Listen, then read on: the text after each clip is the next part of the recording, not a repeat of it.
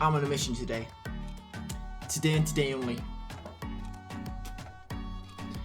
I'm gonna try and crash Roblox. Now, don't lose your panties.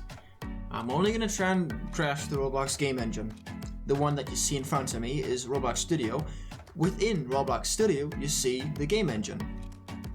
The game engine is nothing but a window. It's nothing but an object running inside the studio. It is limited with resources and safeguards, but I'm hoping to overcome both those. So, to try and crash Roblox, I'm gonna have to do it through scripts to begin with. What you see before you right now is what's called a while true do loop. It is a cardinal sin not to put any content within these loops or make some conditions for it to stop. This little command, as you'll see in just a moment, will definitely crash not Studio, but just the script. Because inside of Roblox there are more instances called scripts. These things, they will crash instead of making the game crash, as you can see right here. I don't know how many times it's executed though, so I'm gonna have to make some tell. I need to put a little print command so I can see how many times it actually executes. Now of course I've put content in this, so that's gonna take a little longer to execute, but not long enough for this thing to not absolutely crash the script. If there was any other important code inside this script, this would totally eliminate any chance of it ever executing. Unless it was inside a p-call, in that case it would probably continue. As you can see right here, it executed 4,996 times. Now I know that 5,000 times is the absolute max that it can display down there in the output. It can only do the times 5,000. Now that didn't work. So I wanted to try and make a lag machine that wouldn't exhaust the script, but would just be a big pain for the script to deal with, creating a lot of lag. With lag comes opportunity to crash the client. So what I'm doing right now is I'm making a while true do loop, just like the previous one, but in this case I'm calling a function. This should make a difference. What it does, it waits for 4 seconds and then it executes itself again, essentially creating an infinite loop. What I forget to do here is, once again, I forget to put it in a new thread. So now it has to deal with that thread, and only that thread. So as you can see here, the game runs totally fine.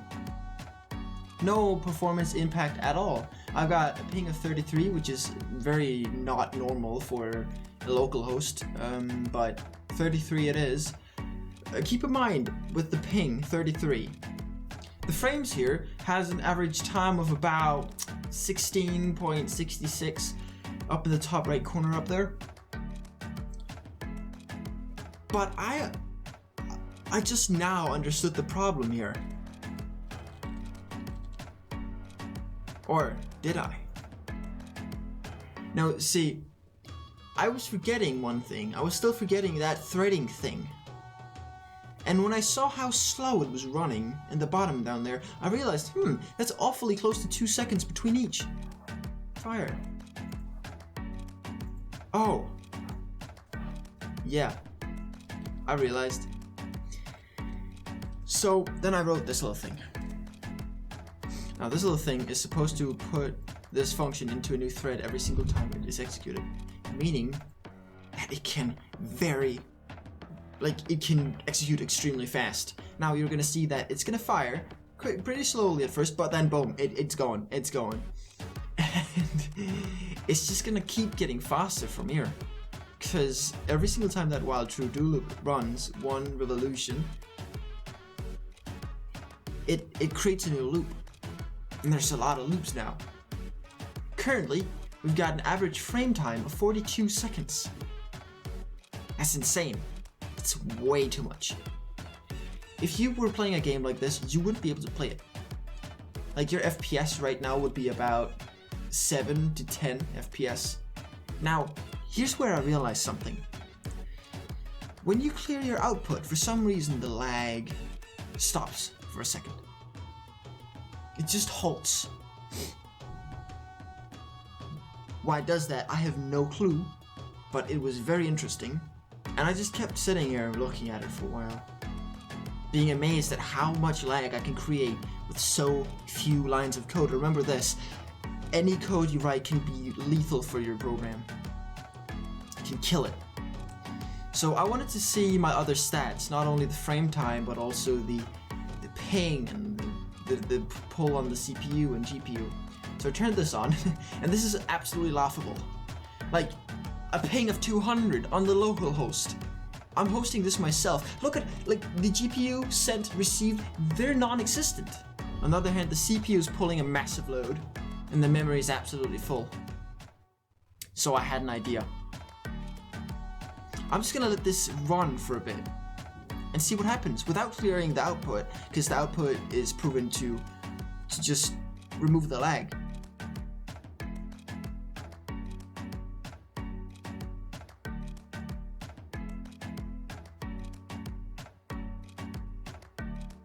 So I had a new idea, and I had already made this in one of my other games, an FPS counter. I'll not get into details how this works, but I'll just tell the FPS of a client, and I can use that to see how bad the situation gets. Okay, so let's give it a shot. Now, I'm of course saying this after the fact that I've tried this, and I realized this isn't actually an FPS counter. I saw it floating around 60, so I just kinda assumed that I'd made an FPS counter. But in reality, this is the frame time counter, the one that counts how long a frame takes to render. And it averages out over a few frames. I think it's like 20-30 frames, about half a second. So it jumps a lot. I could put this up quite a lot and get the same result as I get inside of the micro profiler, but I haven't really done that. I could turn this around to be an FPS counter, but I really didn't want to, so I just kind of ignored it and kept moving on.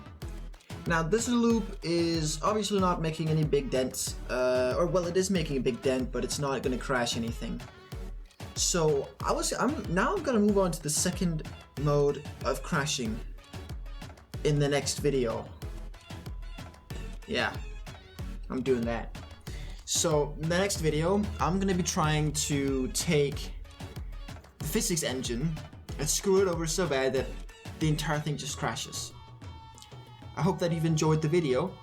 Try and see if you can crash your studio and then tell me how you did it, because I'm pretty interested. Thanks for watching. See ya.